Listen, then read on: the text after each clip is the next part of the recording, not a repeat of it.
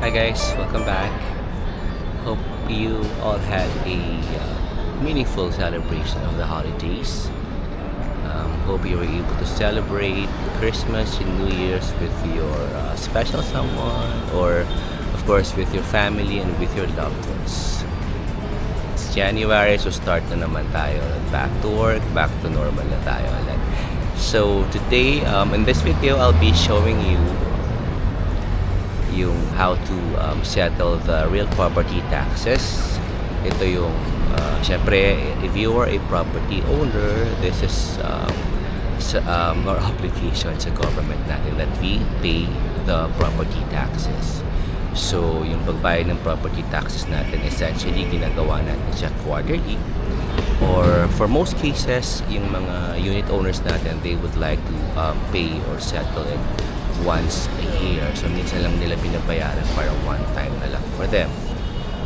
So now I'm here at Ayala Mall sa 30th. I'll be paying yung real property tax. Of course, like myself, I'm a realtor or a real estate broker. So part ng services that we provide to our clients, we para mapadali yung ano nila, diba? So we help them out in paying their real property taxes. So ito ngayon, I'm here at the Ayala Mall sa 30th. Ito yung sa where I will be paying off yung real property tax sa client ko, which happens to be my sister-in-law and my brother. Yung property nila is in Pasig, so it's nice. Dito ko lang siya babayaran sa mall.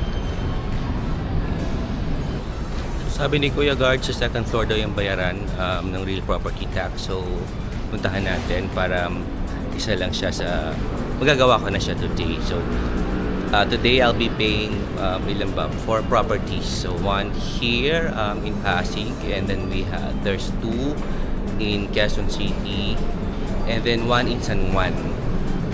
So samahan niyo ako dito, gawin natin.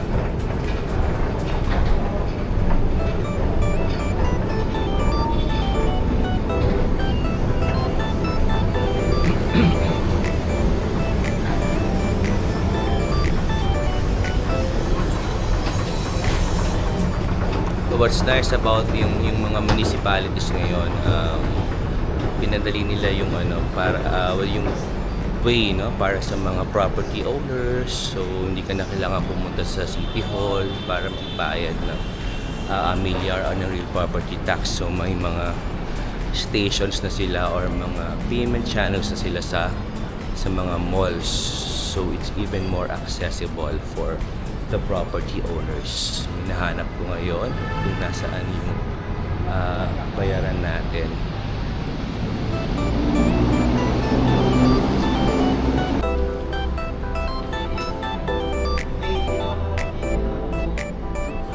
Galing na. So nasa mall na lang siya, mas accessible. So wala lang talagang reason para hindi pa natin ma-settle yung obligation natin sa government, no, to pay the real property tax, which is really nice, no? Mas madali. I think makikita ko na siya, malapit na yata siya.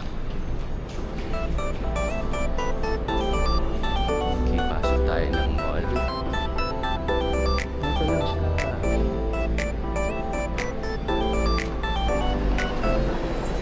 So later, kwento ko sa inyo ano ba yung makailangan nyo kapag magbabayad na kayo ng real property tax. What do you need to bring with you para mas smooth and mabilis lang yung pagbabayad nyo.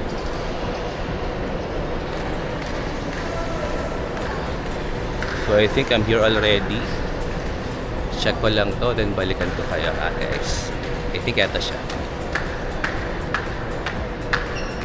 Alright, mali pala ako, guys. So dun pala sa may taas, I think doon siya. Okay, so magsi-stairs na lang ako going up. Ano ng color ng stairs nila.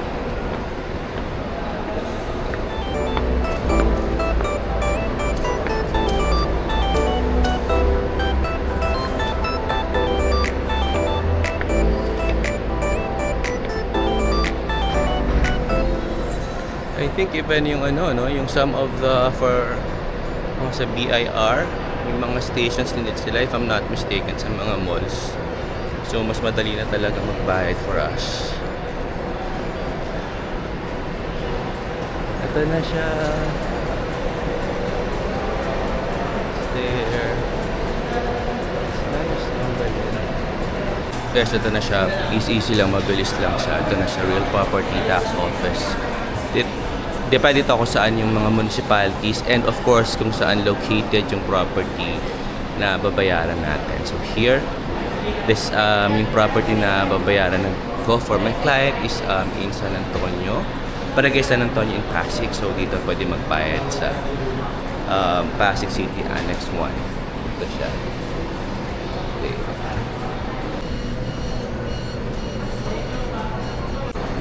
Guys, sobrang bilis lang niya.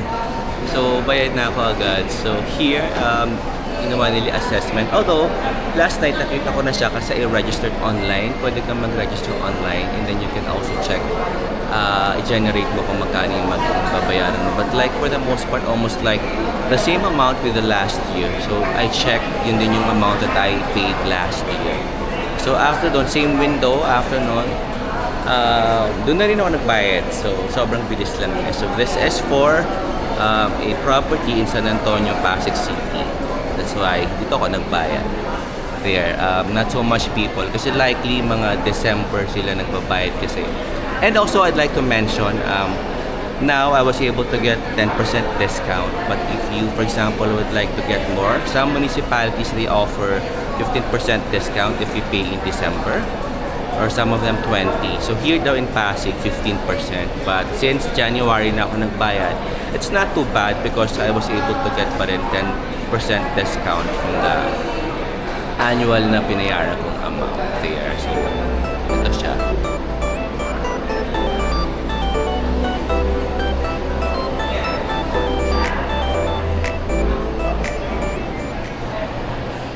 There, so nakatapos na tayo ng isa, guys. So this is for the property in Pasig. So now, I will settle naman yung mga para sa QC properties naman. So, dali lang din ito because nasa mall din siya. I will go to Robinson's Galleria naman this time. Meron din silang payment channel doon sa Robinson's Galleria for yung mga properties that are located in Quezon City. So, doon ko siya babayaran sa Robinson's Galleria. So, I'll see you there. Alright, so I'm done here in Ayala Mall's 30th. So, this time I'll go naman to Robinson's Galleria for the properties that are located naman in Quezon City. So, they have a payment channel there. So, doon naman ako pupunta ngayon. Dali lang, no?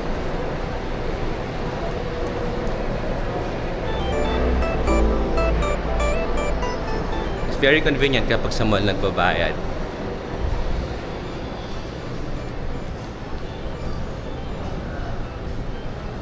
And I forgot to mention pala guys, after nung magbayad naman ako doon sa what's this? Yung sa real property tax, yung para sa Quezon City properties that we handle.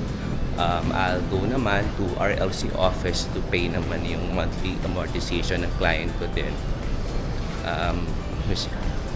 Babayaran ko naman yung monthly amortization nila doon. So this is also part of the after sales that provide natin sa mga clients natin as a realtor or as a real estate broker. Even if you're a if you're a seller for yung mga real estate developers, so ganun din yung ginagawa natin after sales para you're able to help out also yung clients. Here, hi guys. I'm now here at the Robinson's Galleria in Ortigas. This time, I'll be paying naman yung real property tax ng properties located in Quezon City. So, I will show you saan tayo usually nagbabayad dito. They have a payment channel here also in the mall, which makes it really very convenient for the property owners. So ito. But unfortunately sarado siya. Dapat ito siya.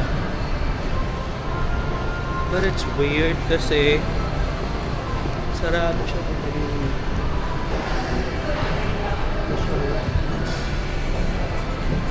Yan. Sige, i-check ko muna kung bakit naka-close sila. So, sobrang sayang naman yung punta natin today. Ano pala kasi since merong, what's this, event, yung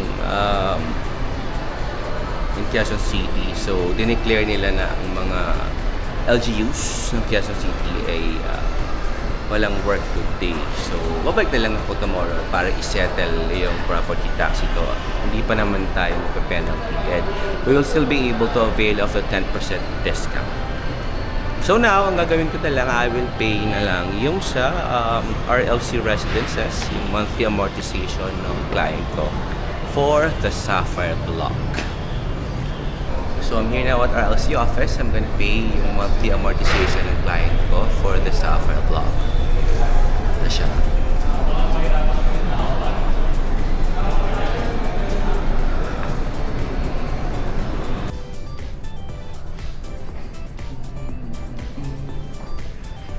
For fast finish na, I just paid yung monthly amortization. That's for January 2025.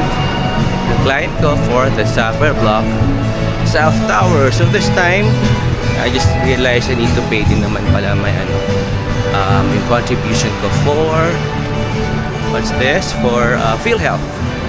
So usually I do 6 months lang muna. So I'll settle na rin. That's for the month of January. Up until June of this year, 2025. So sa Bills Payment Center naman siya dito sa Roberto's Galleria. I will settle.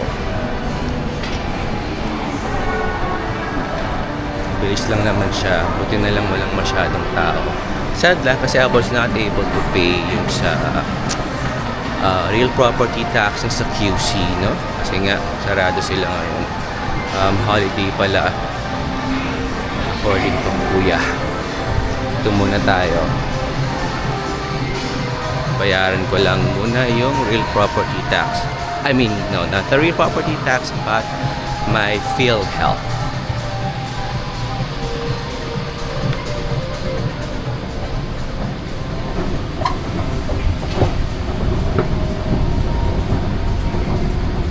So it's also important that you, for example, like for myself, I'm working freelance, so I still pay voluntary PhilHealth. So in case I'll be using my HMO card, so kailangan sabi nila up to date din yung payment natin para sa PhilHealth natin. And syempre, mas maganda kung updated tayo. So sobrang ano lang siya. Very nice kasi walang tao. Walang siya.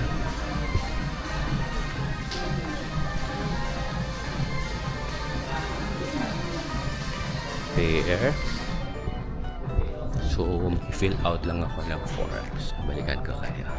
Alright, all set na ako. Finished na with my PhilHealth payment. And now, I'm off to San Juan City Hall, where I will be paying naman yung sa property in San Juan. So, isa na lang and then I'll be done for the day. So, madali na lang yan for sure. So, kailangan bilisan ko baka home. I'm not sure kung meron silang, baka mamaya pala naka-lunch break sila. So, I'll show you later when I'm there already in San Juan City Hall.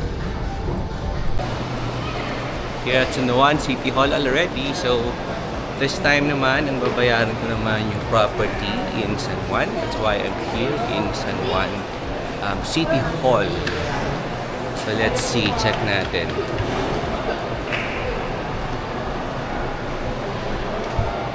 Hanapin ko kung saan nagbabayad ng tax. Okay, wait lang hanapin natin. Alright guys, so set. Finished. Ang bilis lang. So,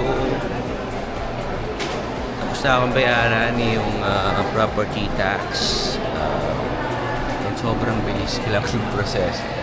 Na-assess na agad and then nabayaran na siya. So now I'm here, I'm done and now sa next destination.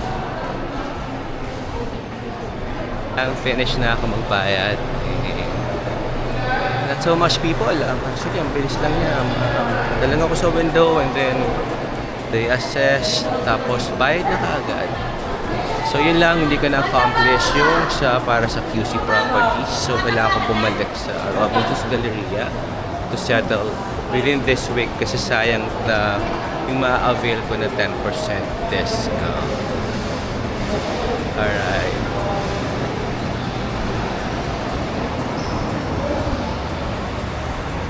Very nice. Ang bilis lang ng proseso dito sa San Juan City Hall.